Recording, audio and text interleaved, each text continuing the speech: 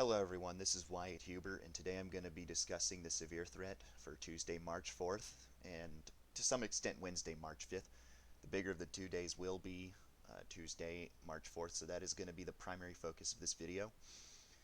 I'm going to be looking at the GFS and the European models, and the NAM at first for the 500 millibar charts to show that there are still some slight model differences in the progression of the trough that will be driving this threat.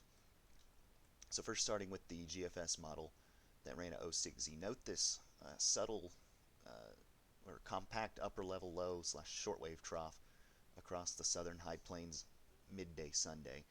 This will eject eastward by Monday into the deep south, rather diffused by that point, ahead of what will be a powerful upper low over the central Rockies Monday afternoon, ejecting eastward by Tuesday.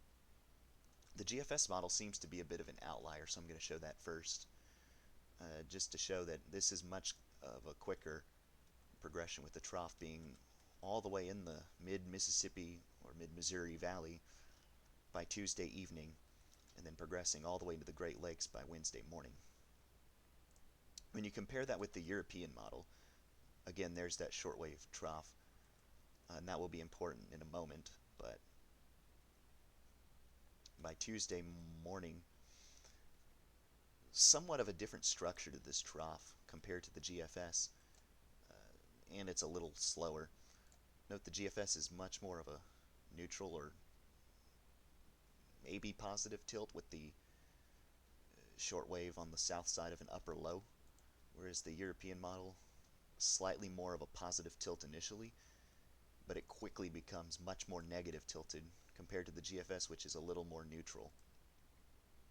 In addition, the European model is a bit slower in its progression, and this is in agreement with the rest of the ensembles and with the NAM, which is just starting to come into range, which goes out to midday Tuesday, which is already showing a negative tilt with this upper level low or upper trough as it's over the southern and central Great Plains.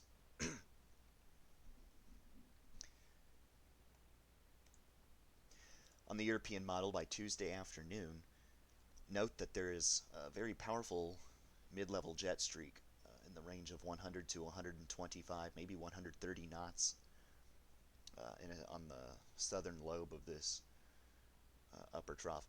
And with the jet exit region having very powerful upper level divergence with the spreading of the wind vectors,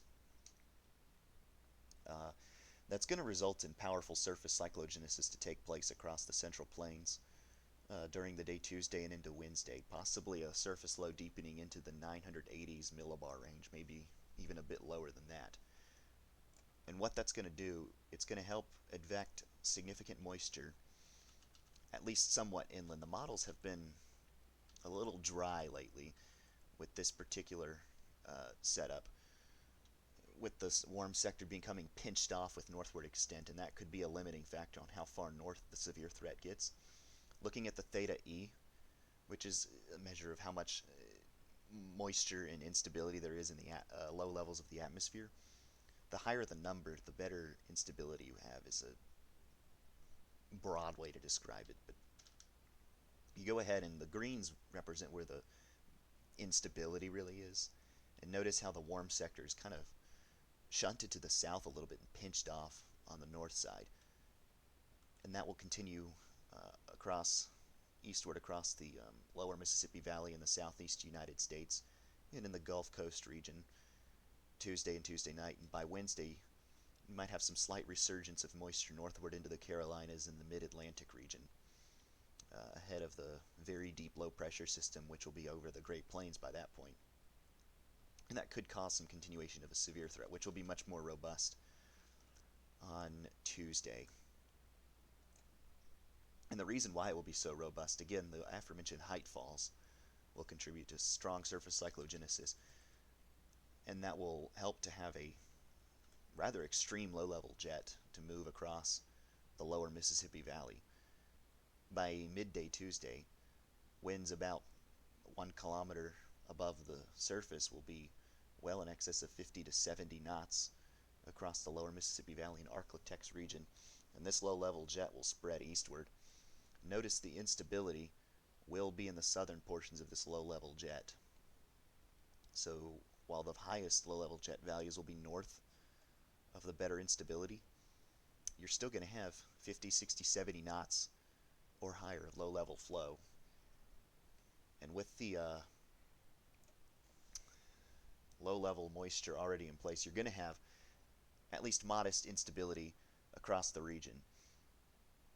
Notice that lapse rates are not super steep, which could inhibit the convection out ahead of what will be an intense line of severe thunderstorms along the cold front. But these shear values, very intense across this region, large curving hodographs resulting in 500 plus meters squared per second squared of storm relative helicity, which is the amount of spin you have in the atmosphere.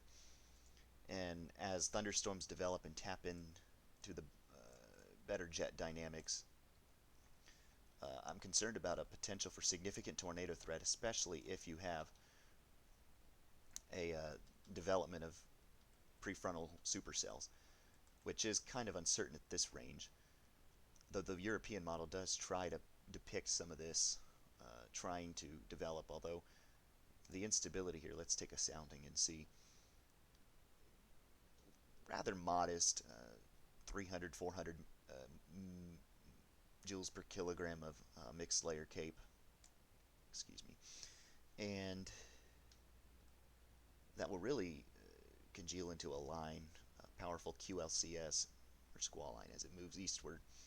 Might have some prefrontal supercells over what will be a narrow warm sector across southern and central Mississippi, but I think the primary threat is going to come from a QLCS.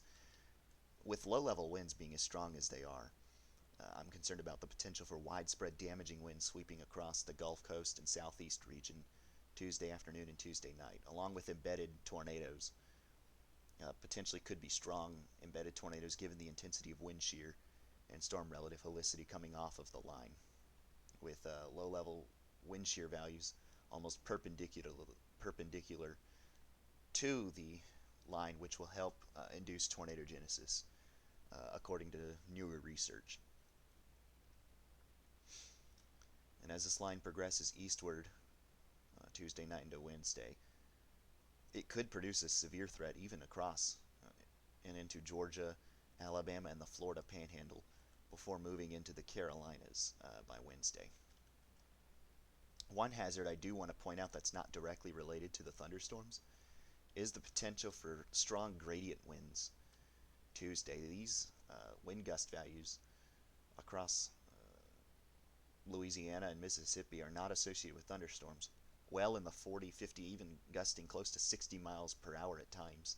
Further north, these values could be in excess of 60 miles per hour on Tuesday night, ahead of thunderstorms.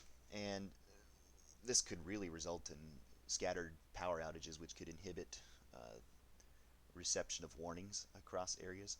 So it's important to have multiple ways to receive warnings, including away, if you do lose power ahead of these storms. There are still some uncertainties with this severe event, but the Storm Prediction Center is confident enough to continue a 30% outline, which is equivalent to a level 3 enhanced risk across portions of northern Louisiana, much of Mississippi, portions of Arkansas, even into Tennessee and the boot heel of Missouri. Now, depending on how far north the moisture gets, this could end up being a significant severe threat here as well. I'm not super confident this far north, but there could still be scattered damaging winds even across southern Missouri and Illinois and into western Kentucky Tuesday and Tuesday night. By Wednesday, you're going to have that severe threat continue across the Carolinas and into the mid-Atlantic. That will likely be in the form of a low-top squall line, but the intense magnitude of shear and nightfalls will still contribute to a damaging wind threat and possibly a couple of tornadoes.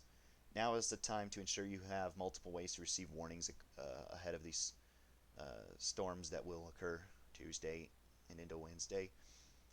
Again, models, as we get closer in time, will come into better agreement and start to depict a more detailed picture of what's going to happen, especially with regards to moisture and wind shear So stay tuned to later updates and forecasts on this situation. Thank you for watching. I will have a video on this maybe tomorrow, depending on my schedule. Thank you.